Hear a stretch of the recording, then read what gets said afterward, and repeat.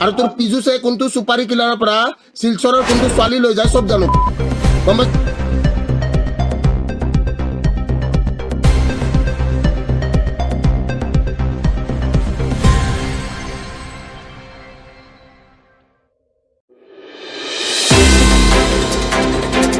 তোৰ নামটো কি আকৰাম আহমেদ মোৰ নাম আজিৰ পৰা ভিক্টৰ আহমেদ তোৰ নাম কি চিন্তু আলী মোৰ নাম আজিৰ পৰা ভিক্টৰ আলী তোৰ নাম কি এছ আহমেদ মোৰ নাম আজিৰ পৰা ভিক্টৰ আহমেদ